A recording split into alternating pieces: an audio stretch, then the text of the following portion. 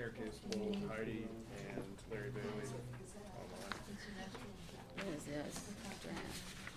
And Bob. Travis, are we good to go? Yes, sir. All right, good morning, everybody. It's 8:45. We'll go ahead and get started. First thing, we'll do a roll call just to make sure that we're good on quorum. Sure, yes, sir. In person, we have representing Kanawha County, President Goldman, we have Jay Snodgrass, and in person representing City of Charleston, we have Mr. Tolliver, and we have representing Montgomery, David White in person, and representing South Charleston, Gene Arthur, and representing St. Albans, Bob Sutphin. And Travis, online, we have Mayor Casebolt from Nitro. Bobby Sprout, Larry Bailey, and Valerie Gaynor, Fantastic. and also Rick. Yep, Sam's and Rick. Fantastic. So we have 6 of our 8 partners present before we have quorum. Great. Appreciate your attendance. The first order of business is to approve the minutes from the May meeting. Those were in the board package. Everybody taking a chance to look at those. Any comments, changes, revisions? Todd, just a quick comment, and since Jay is there, Jay, I wasn't sure that the statement in the minutes, I think it's on the second page of the minutes, about the budget committee meeting was accurate. I can't remember if you were at the budget committee meeting or if you were at the investment committee meeting or both. I think maybe you was definitely the weren't investment at club. one. So I just want to make sure that was accurate. There was, I thought you came to budget, but you missed the other one, the investment. I don't remember. I don't remember, which one was which, really. Maybe we could say members of the budget committee or certain members of the budget committee instead of listing names, if we can't recall. I have to go back and look. at the Jessica, minutes. any idea? I think you missed the budget. I think you were there for the investment. That's what I was That thinking. the one in May. That's what I was thinking. Okay. That makes sense, yeah. So you're satisfied that you didn't attend? Yes. Okay. Yeah. So that will be a moderate revision that Jay did not attend that budget meeting. Thanks, Valerie, for bringing that up. With that revision, is there a motion for approving the minutes? I like motion approved. Second. Motion and a second to approve the May minutes. Any further discussion? All those in favor signify by saying aye. Aye. Any opposed? Motion carries. Next, we'll have Jessica and the financial statements. Sure. Good morning, everybody. Thank you for being here. We'll start on Schedule 2, our statement of revenues and expenses. You'll see our operating expenses exceeded our operating revenues by about $1.5 million. This is in line with previous months throughout the year. As of May, our revenues are exceeding budget expectations by about $914,000 and are over last year by $974,000. Our long-term investment account had a loss last month of $63,000, but it rebounded in May by about $56,000. And we had a gain of $112,000 through May. Our operating expenses are under budget by $104,000 through May. Currently, we're projected to come under our operating expense budget by about $30,000 through the end of the year. This could obviously change with final numbers coming in, but that's just the projection right now. Overall, our year-to-date net operating losses through May are $810,000 under budget, and that is largely due to the increase in levy receipts this year and our increase in store monies. As far as levy receipts, we received $395,000 in May and another $127,000 this month, brings total year-to-date to $8.8 million. So we'll be finishing the year with receipts up 9% over the last year. So that represents the entire year of levy receipts? Yes, sir. Yes. What's the increase, 8%? Right about 9.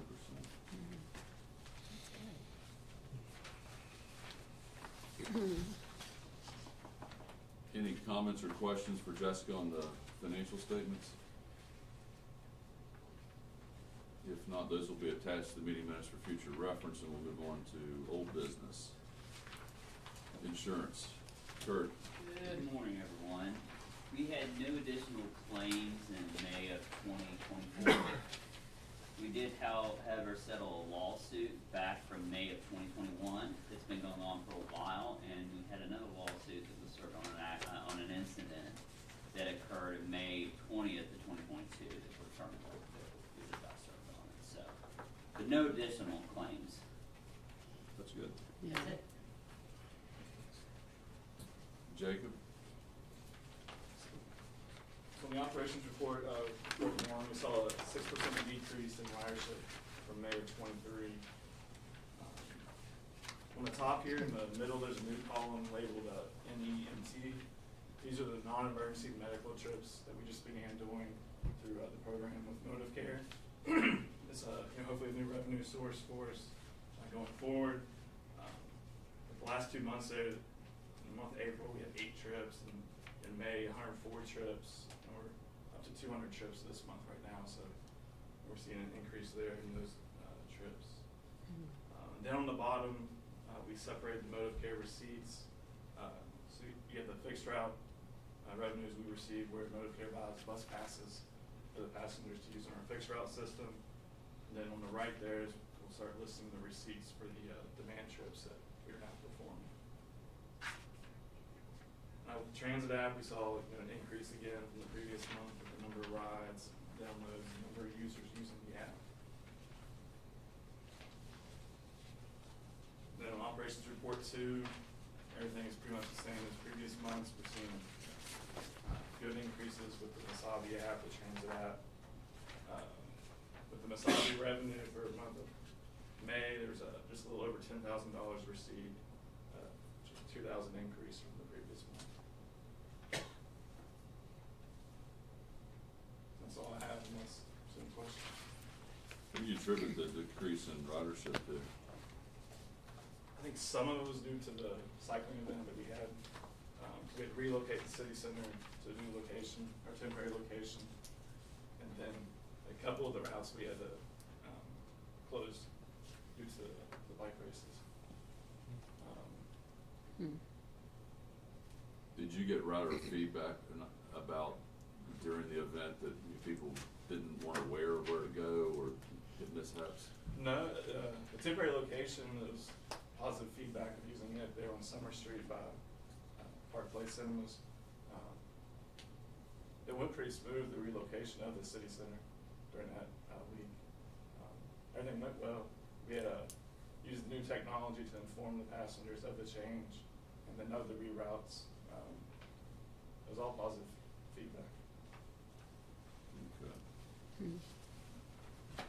On the relocation, the only thing that the drivers were hearing really was there's no seating for elderly, which is difficult on a, situation like that.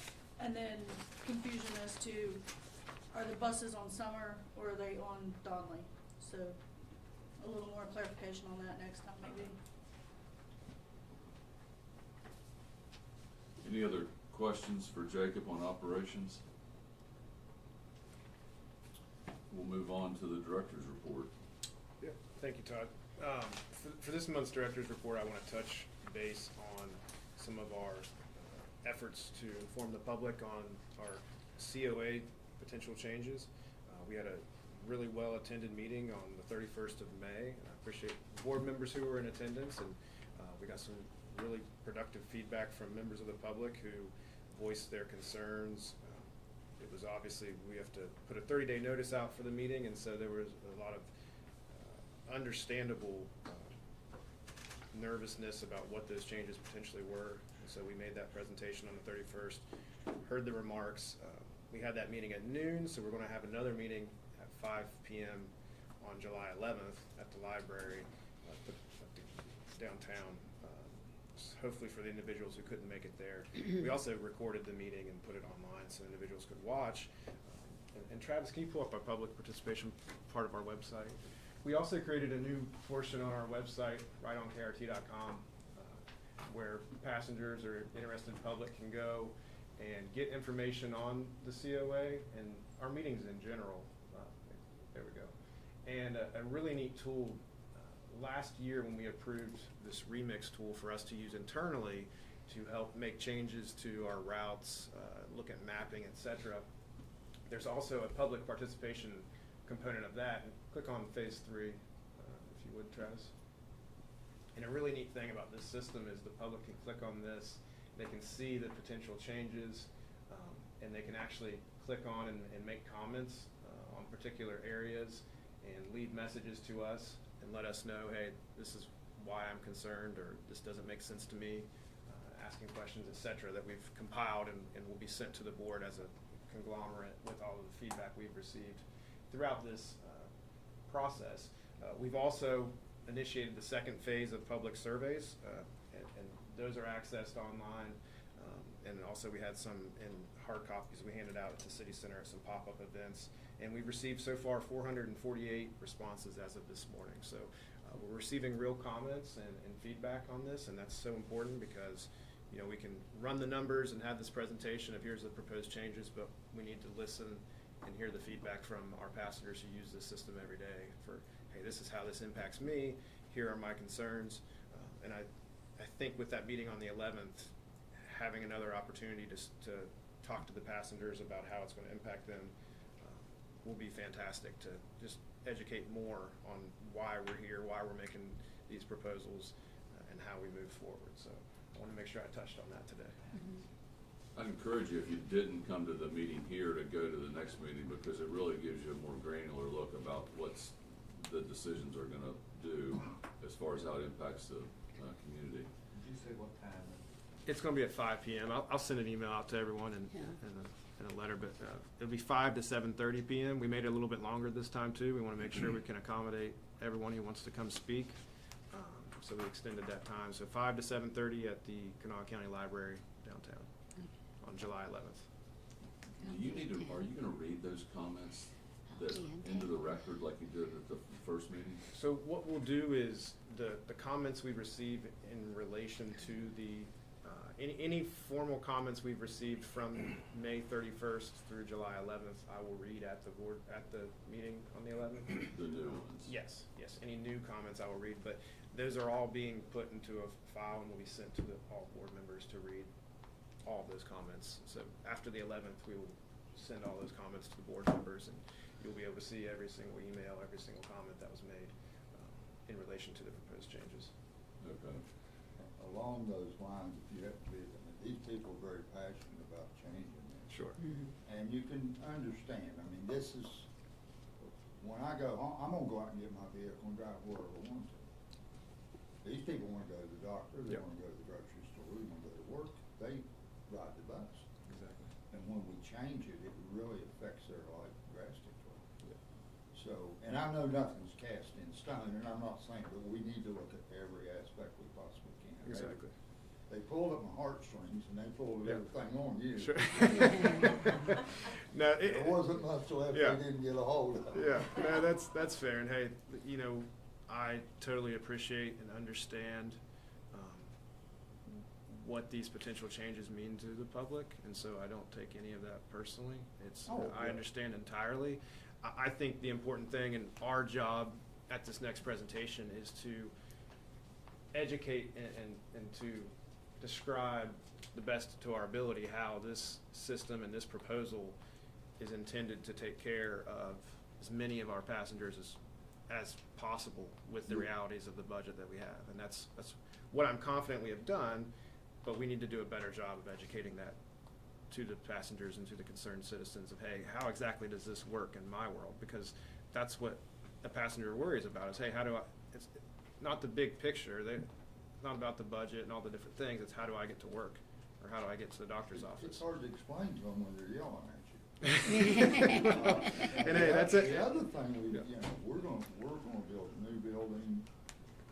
There's things that's gonna happen. They're gonna see, and we got this levy area, you know, that comes up. These are the people we need Sure. to vote for this thing. Yep. And if they think they're getting the short end of the stick, and of course you can only explain so much to them. Is this still the continuation about eliminating some routes? It's the proposals from our comprehensive operational analysis that has some suggestions, yes, sir, to make some changes to routes, yes. Yeah, exactly. I'm always way out, but are you familiar with the shuttle buses that Thomas Memorial uses? Vaguely, yes, sir. The electric, they're very economical. I don't know if they work out in the street, but if it comes to a point where the people are really upset about the maybe we might think about some cheaper buses, electric buses. Those are very economical buses. Sure, They'd be yeah. extra, maybe you could use them as shuttles, that's what they Yeah. use them. Yeah, and that's another challenge that when we talk about the upgrades to our facilities and our infrastructure here, that doesn't necessarily right now accommodate changes to alternative fuels such as electric and or hydrogen options. So it's a real challenge for us, and these changes that are being proposed, they look like they're just changes to our service, but you have to, as administrators and as a board, we have to look at, excuse me, KRT as a whole. So these $60 million facility to make sure that you can perform maintenance on them. If you can't perform maintenance on the buses, guess what? Buses aren't running anywhere. So it's a whole picture that we have to look at when we're talking about these potential changes. But yes, I mean, keeping our minds open to what potential new technologies exist out there that can make us run more efficiently, we will always be interested in. And I have to hand it to Sean, I mean, the public hearing served its purpose as far as us becoming aware of those comments, but there was times that it was not presented in a way that was respectful to the fact that we're there to listen. Sean took it very well, and the entire staff sat there and listened to those comments, as did multiple board members, so that we can take them into account. Because part of what seemed to be presented is that this was a finite plan, that there was no public input, but guess what? That's what that day was, and that's what coming up's gonna be, is the public input part. Because we're aware that the first plan that's put out from an engineer is not necessarily gonna be the plan that's gonna be adopted. So that's what we're all gonna be faced with over the next, weeks, months, to try to decide the best way to implement it in a way that benefits all the stakeholders here. Because we're the folks that have to be here, live in the community, and make sure that we're doing what's best to support it. Any other comments from board members that were at the public hearing, or maybe you heard comments outside of the public hearing about the changes? Where can you go to see the changes? Yeah, so a couple different places. So that on our website, when you go to the public participation, if you go to rightonkrt.com, Travis will take you there. If you go from our main page, you can click on public participation, but Travis, just go to the main, if you go under meetings, go to public participation, there's actually an overview where it says click here for public participation. This is a link to the presentations that's been made on the COA, and there's also, again, on that same link, you can click on all those maps. I'll send an email out to you to give you the direct links, but this proposal and the presentation are the same presentations that were made at the meeting on the 31st. The meeting on the 11th will look a little bit different, because I think that the feedback we heard from the public, they're less concerned about the statistics of here's the data and this and that. They just want to know, how would this actually work? So we're going to do a lot more use cases of, hey, if I live in South Charleston, how am I getting from A to B? How does this impact me? Because there's a lot of information and misinformation also. We want to make sure we can calm some of those fears and explain case-by-case scenarios. So it'll be present to the future, right? I mean, it'll be compared Yes. on the website. Yes, exactly, yeah. And that's the thing too that we need to do a better job at, is explaining that these changes are not overnight proposed changes. These are going to have to be phased in, and they have to be phased in a mechanism and in a time frame that we're confident we can provide the level of service that we're offering and advertising to the public. So obviously there was a concern and fear for when some new concept comes up that, hey, overnight we're going to switch this, and we're all going to have to get on our phones and find out how we're getting to work. The process we will have in place is ensuring we're confident that we have the vehicles, the employees, the infrastructure in place to go from phase 1 to phase 2 to phase 3. How long that takes, the feedback from passengers and the realities we experience will dictate that. We're not going to go so fast just to fail. That's not what we intend to do. So I think if we explain that better to the public, it'll also calm some of the fears that we are going to make sure we move at a methodical pace to ensure that we can give them every resource available to get to where they're going, same as they can today. The public was so negative to these changes. You said it's gonna be a gradual fade out, which might help a little bit, but are we gonna offer them any kind of alternative? Like I was telling you about shuttle buses that are very economical to operate. I mean, you know, to Todd's comment there, I mean, anything is on the table. The board is not stuck with rubber stamping this and saying, yes, we want to take all these changes. The board can make all these changes, they can make some of these changes, they can make no changes, or they can make changes that aren't on the table at all currently. So anything is possible. I think it's important to have an open mind and to keep listening to the feedback from the public, and if we hear ideas that are opportunities for us to save money or be more efficient in a manner we haven't thought of, we need to be open to that. It seems like it's gonna come, but maybe in the process of time, you could possibly looking up shuttle buses Sure. that are very economical, Yep. much more economical than diesel or gas. Yep. Yeah, I think the future of alternative fuels is going to be really important for us to figure out, and for us to embrace. That's for sure. And overriding the whole topic of this is we adopted a budget with a loss for next year that we need to be able to address so that we're viable for the foreseeable future. To that extent, there were several legislators that were at the last meeting. I think it's important that we engage them to let them know, because they don't always see what we're doing. They know that we kind of like to do our thing and do it well and not have to bother people because we're running into problems or we need help. We're kind of at the point where we need some help, and we'll see if, you know, the legislature wants to stay engaged with us. I was glad to see them there. Yeah. So they can see what, Yep. I'll shut up.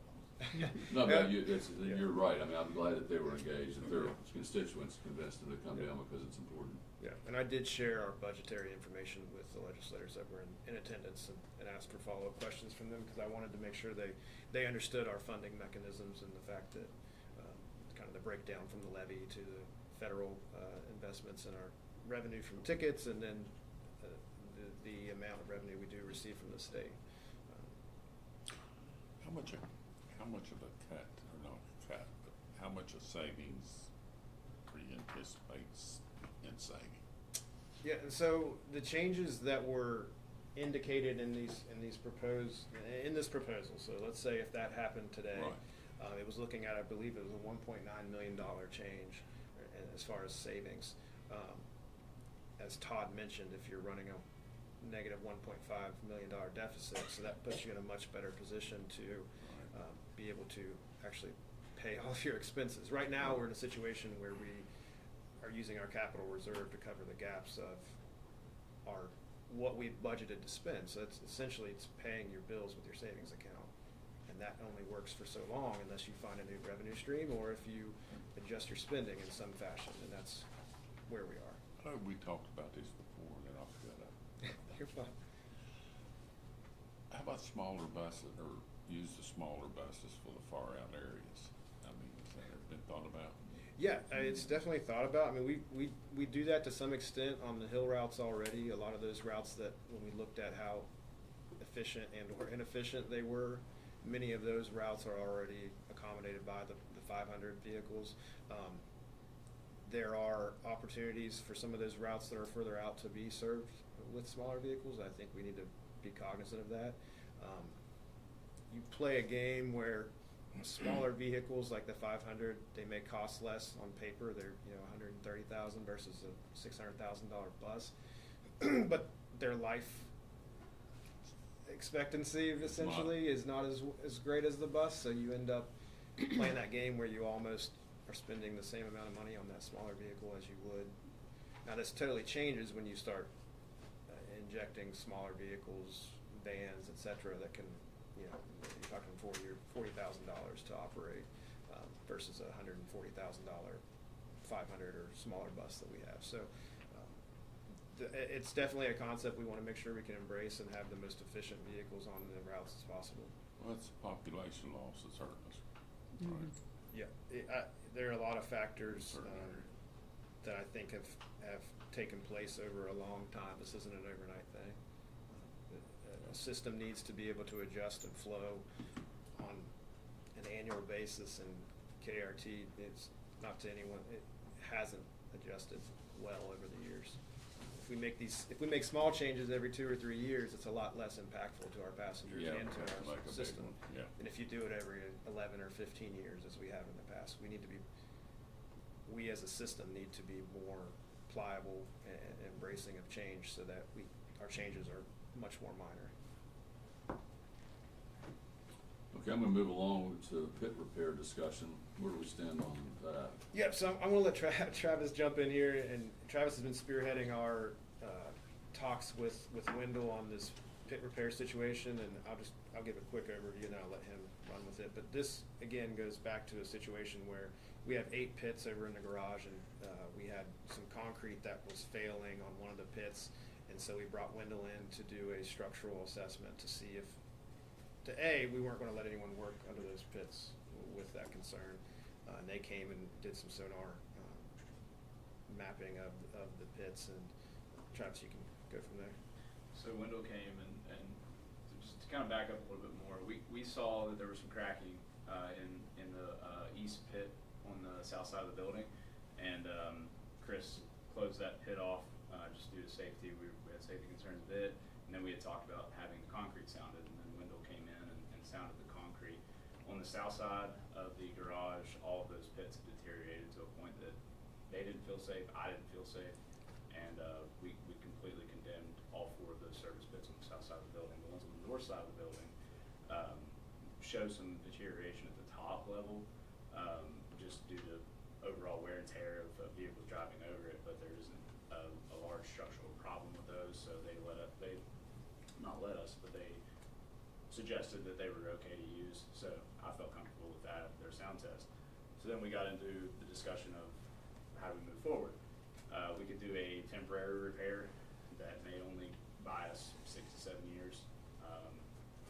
Their suggestion and our suggestion was to do the complete repair, would be to cut out the entire slabs on all of the pits and then repair and replace those slabs.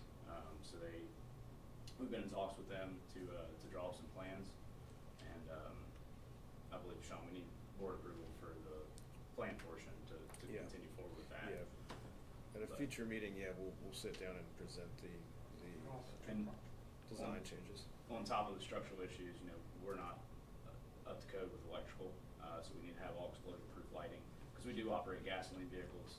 In the past, we hadn't, whenever the pits were put in place. It was all diesel, so the explosion-proof wasn't as big of a requirement, and so because we operate gas, we have to have that, and then ventilation requirements need to be upgraded with that as well. So it's a 3-phase: structural, electrical, and mechanical, which is the ventilation in the pits.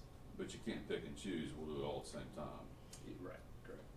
Approximately, how wide and how deep are the pits, and I'm gonna put all 3 questions together. Is there an air quality test on those pits?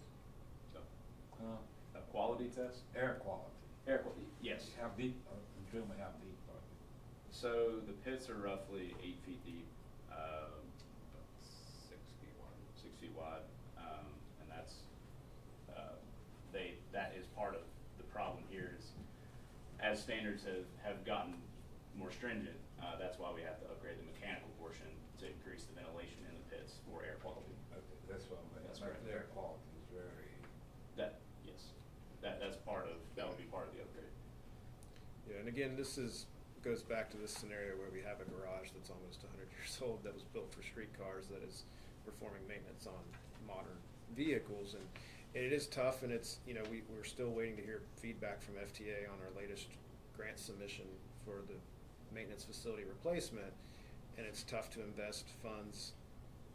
It's essentially like changing the tires on a car you're going to trade in, right? Because we're going to hopefully walk away from the big picture on Yeah. that thing, and hopefully we're gonna be using it. Yeah, and it's tough, but it's at the same time, we have the realities that we have to keep these buses running in order to keep service, and we're not going to put our employees in any unsafe situation. So we have to fix it, and that's the route.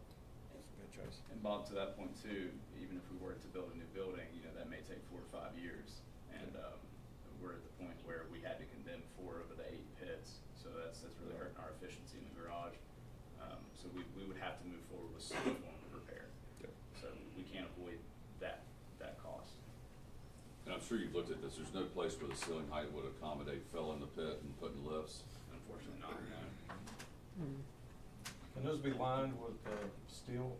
Yes, so they put new armor, they call it edge armor, around the pit edges to prevent it from cracking and deteriorating faster. Can those be used with the armor, can it be used?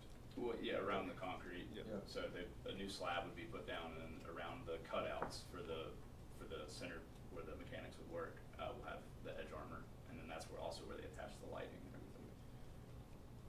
So when will you have a budget for the design Yeah. that we need to approve? We can have it at the next board meeting. The next board meeting is gonna be a big agenda, but we have that, Wendell has sent that to us. It was sent, we didn't have time to add it on this agenda, but we can definitely do it on the next. You have the budget right now. Yes, the design budget, yes. Okay. Yes, we do. Yeah, and it was, so, and these intended changes also, were anticipated, in our budgeting of the capital reserve, the repairs to the pits. We knew this was coming. Wendell has given more precise feedback on what they think it'll cost and what the design will be, so that's, we'll bring that to the board at the next meeting. Can we, like, get a walkthrough, even maybe after this meeting, is there somebody just take us? Sure. Yeah. So we can get a visual? Yeah. Yep. I think you see things, it's a lot better than seeing it on paper. Certainly. Yeah, I'll take you and anyone else who wants to Okay. go over and look at it. Yeah, I'd like to do that. Cool. Okay, we're ready for new business, legal services. Looks Yeah. like Grace is gonna excuse herself. We're gonna Yeah. talk about her now that she's leaving. Exactly. This is the point every 5 years where we go back out and put an RFP out for our legal services. This is for general legal services and employee benefits at the same time. We had 4 different firms that responded to us. We had responses from Bowles Rice, Jackson Kelly, K. Casto and Cheney, and Poole and Fowler, Flanagan, Brown and Poe. I've included the scores for the top 2, just out of appreciation for the 2 lower scores here. Our recommendation after scoring, we gave a higher score to Jackson Kelly, who is our current counsel.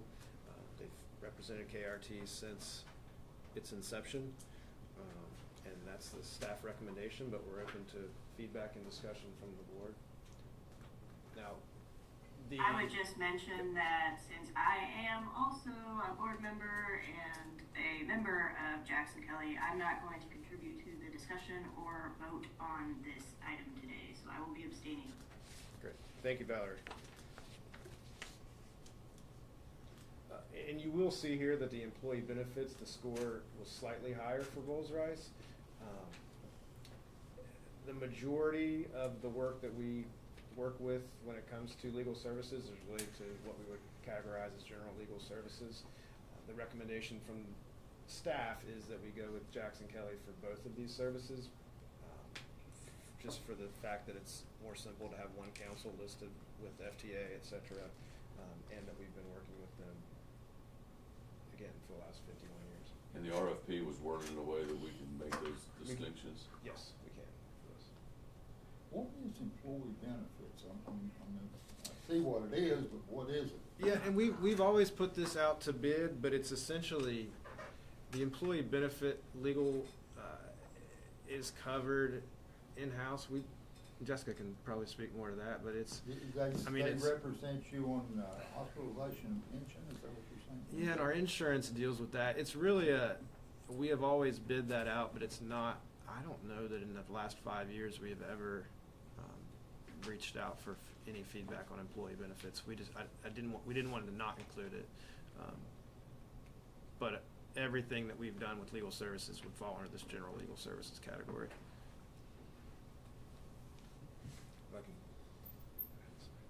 So you need a motion? Yeah, I mean, if there's any other comments or questions, I would just, I've worked professionally with both of these firms. It's kind of like deciding between a BMW and a Mercedes. You're getting top drawer service from both folks. Not to say that Grace hasn't done a great job, but I think that the quality of the folks that those firms attract and retain and employ is gonna be the best of the best.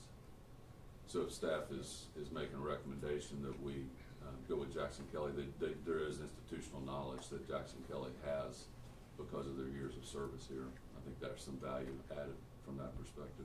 I'll make that motion to stay with Jackson Kelly on both, Well, that's just worded great. I'll second the motion with that. Okay, so there was a motion by David White that we're gonna, and a second by Bob Sutphen to accept Jackson Kelly as legal service, general legal services and employee benefits legal services. The record will note that Valerie Gaynor is abstaining. Any other comments? All those in favor of the motion signify by saying aye. Aye. Are there any opposed? Motion carries. You want to hand her a purse? Do that. Yeah, I wanna see that. Go ahead and laugh. She said, I'm done. If I handed her a backpack, she probably would have. Welcome back, Chris. Congratulations. Will you get us for a couple more years?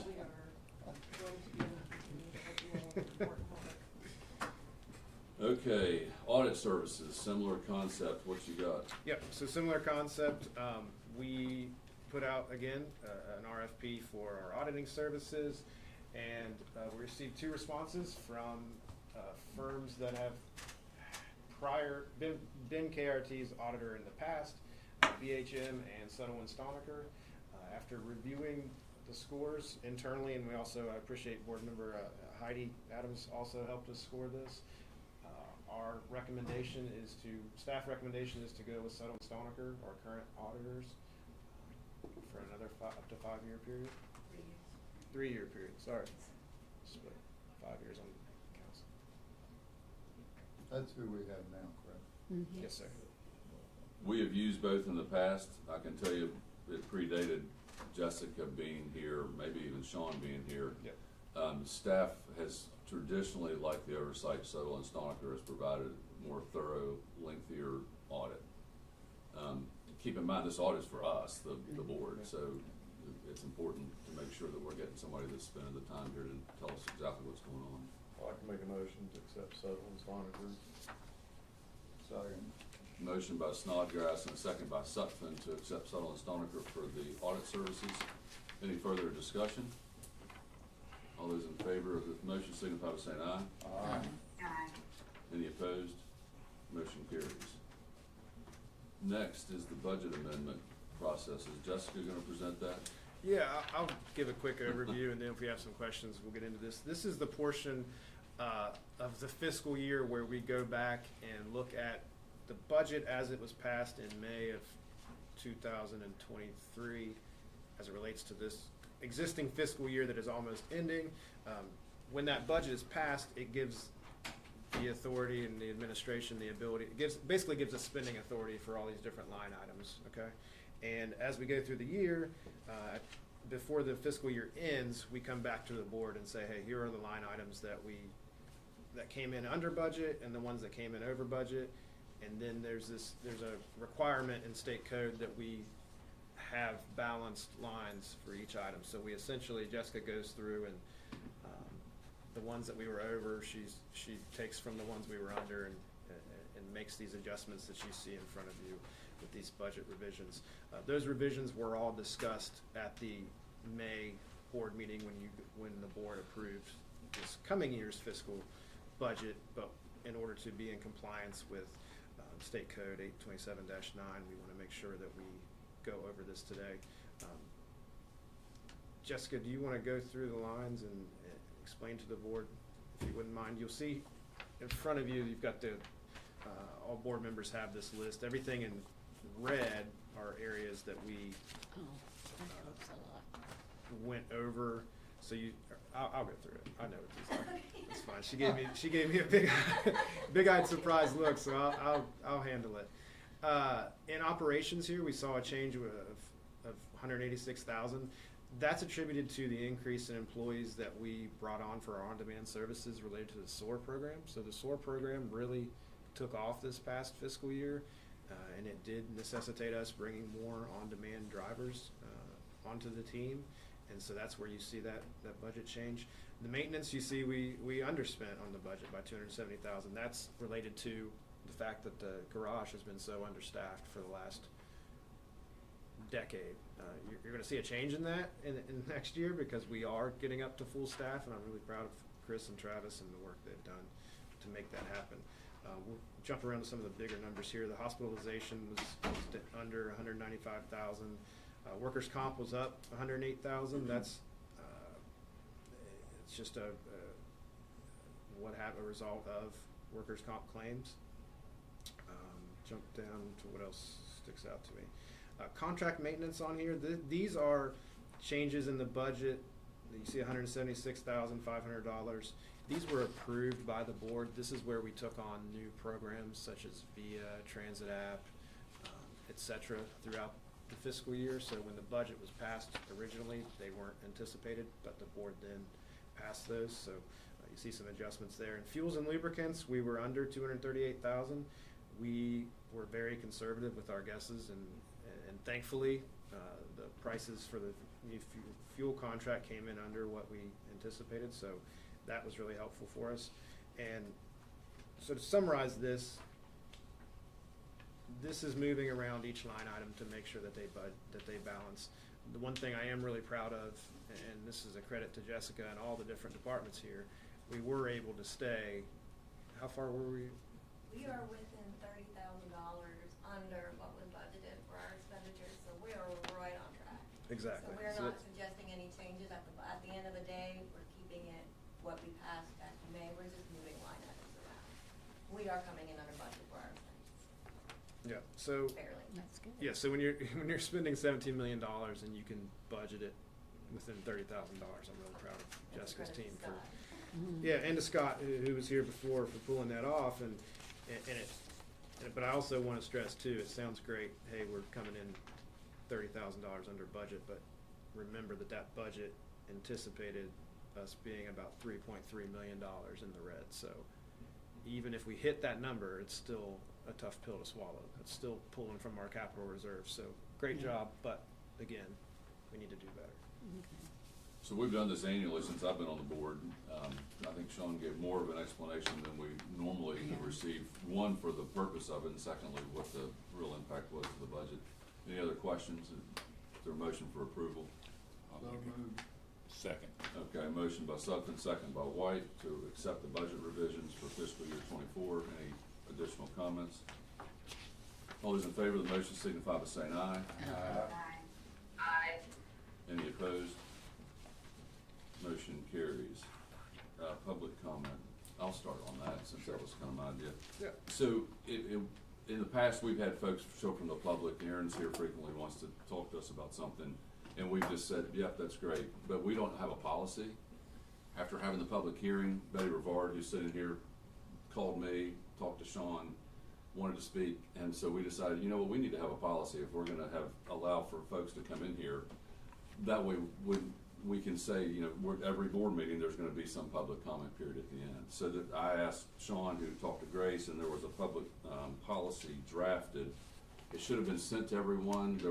I made 2 minor modifications to the original, but they weren't meaningful. So hopefully you've had a chance to read that.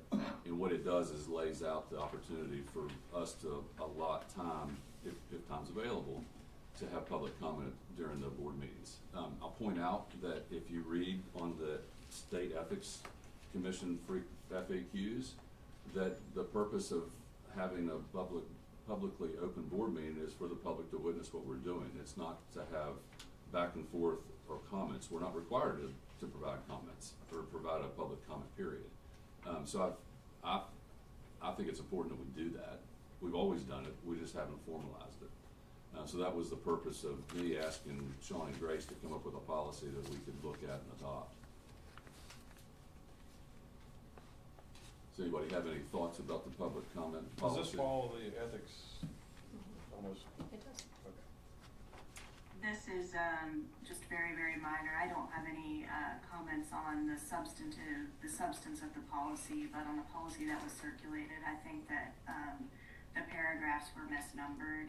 So I just think we need to do a little bit of cleanup on some of the just very small details, not the substance. Yeah, I saw that and changed it, so the one that was sent Okay. out this morning had that revised. The only other change that was added, Valerie, is on item number 3. The very first sentence said that the public comment will be invited by the board president, but it didn't add that if the board president wasn't here, that the board president's designee or public hearing chair also had that same authority. So I added that like it was added in every other location, that was recognized, just so that if for some reason I'm not at a meeting, that if somebody else is chairing it, that they have the same authority. Got it. Makes sense.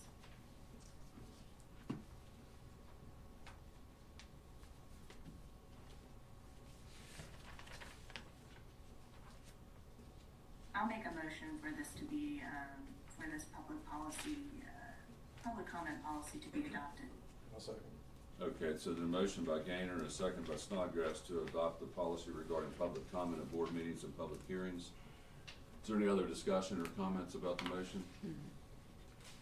All those in favor signify by saying aye. Aye. Are there any opposed? Okay, motion carries. That's the end of our agenda. In light of our new public policy opportunity or comment period, I'd like to invite Betty Rivard, if you so choose to speak. I think there are other people here too, so you might want to identify who they are, and I don't mind going last.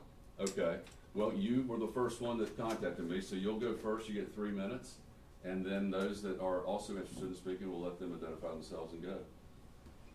Okay, do I need to, I would stand here, but there's a microphone here, yeah, that's, and we'll make sure that you can, that way you're recorded and anybody online can hear you. Okay, thank you. Yes, ma'am. give me 1 minute. Sure. There is a 3-minute time period. Okay, I just need to get to my notes. Okay.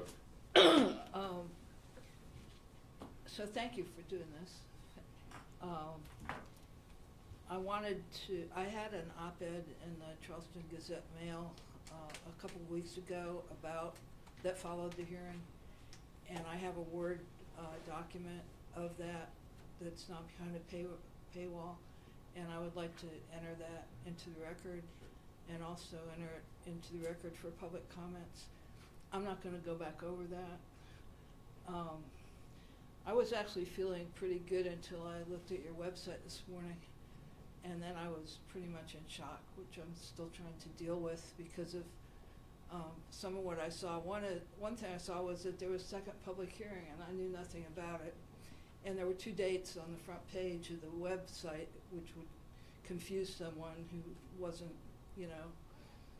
thinking that that the first date was wrong. I'm not on Facebook. There's a lot of people that aren't on Facebook. I saw it was on your Facebook, but there needs to be some kind of outreach beyond that. The way I found out about the first one was it blinked for 1 second. I couldn't even record it on the screen on the trolley.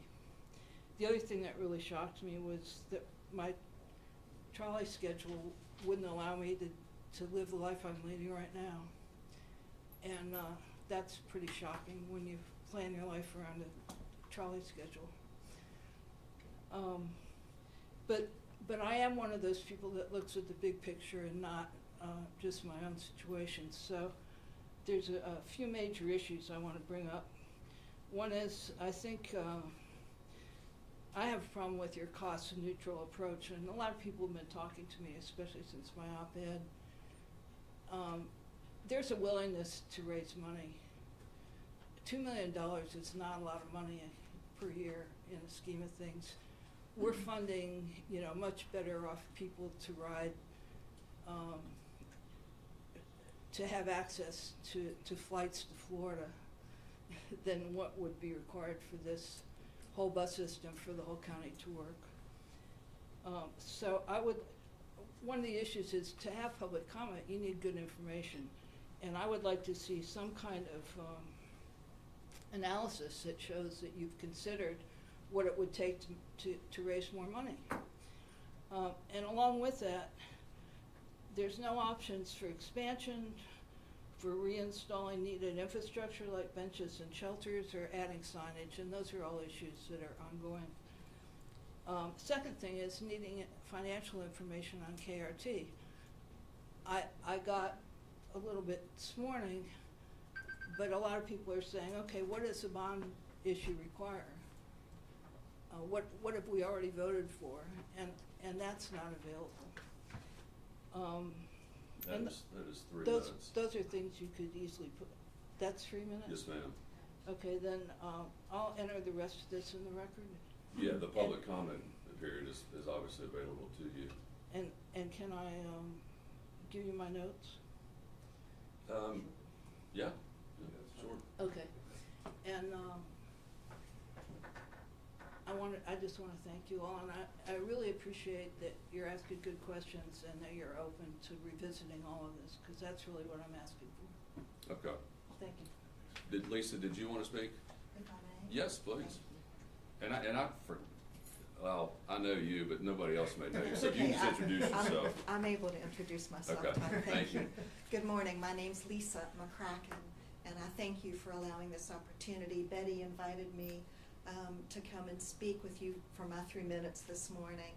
I have 2 points I would like to make, if that would be all right. First of all, is that as I attended the open garage meeting, that was quite an eye-opener, even for me, let alone for you all. But I would like to remind everyone I had gone to represent the South Hills neighborhood that used the bus and plans to continue to use the bus, and I was surrounded by a lot of outlying rural area bus riders, and they were quite panicked, as those of you that were there certainly know. But I would like to make a note for you just to remember that a lot of seniors, we work so hard to keep seniors in our home, the Kanawha County level, or the city level, the state of West Virginia Senior Services, to keep seniors in their homes longer. But a lot of times they have to give away the car keys and rely on the bus, and they live near a bus line or on a bus line. And so for them, the seniors, the bus line is critical for them to be able to have a quality of life in their retirement years without driving a car. And I would like to remind you of that. We pride ourselves on being an older state with West Virginia and looking after our seniors, but doggone it, the bus service is a key lifeline for allowing seniors to live longer in their homes. And the second point I'd like to make quickly was actually accented by the weekend's edition of the Charleston Gazette-Mail. There's a big story by Marie Young that talks about this Ukrainian family that came to Charleston. For the last 2 years, I've also been an English tutor as a second language for Ukrainian refugees here in Kanawha County. And when they first get here, they're happy to be away from the bombing, but then they're with their sponsors home and they're learning a new life, and they're here as a potential new resident as we try to grow our community. Yes, the population loss affected all of us and in all of our businesses, but we're trying to grow. So we welcome these refugees from the war and from different parts of the world. And one of the first things we do, we teach them emergency contact information so they know how to use the phone and call 911. They know the address of where they're currently living. But the other thing we teach them is to regain their independence, and to do that is to have their first home in this county. And what happens? Where does it have to be? On a bus line, because they don't have driver's licenses in this country yet. They don't understand the lay of the land. They've just been uprooted from being bombed to death, and here they are, and they need to be on a bus line. And so my students from Ukraine are living on Oakwood Road in Greenbrier Garden Apartments because it's on a bus line, and they are able to have employment and get downtown and be contributing to the community and rebuild their lives. This Ukrainian family was brought in by a church organization, which is wonderful. But as the story continues on page 6, Marie interviews these people to say, how did you get these folks here and how did you get them established? My last words, it's quoted in the paper. We gave them housing on a bus line. So please know that you all provide a considerable lifeline to the community. Thank you all. Thank you. Thank you very much. Thank you. Is there another person that would like to speak in our public comment period? Okay, and in the future, there'll be opportunities to sign up at the beginning of the meeting. It won't be quite as disjointed as today. I wondered why we didn't have to say. We didn't have a policy. But it will be a little more organized, so that people can sign at the beginning of the meeting. But thanks for being here and thanks for your comments. Unless the members of the board have anything to add, I'll give you 2 or 3 seconds, and otherwise I'll stand adjourned. Thanks for your attendance. Travis will take anyone who's interested.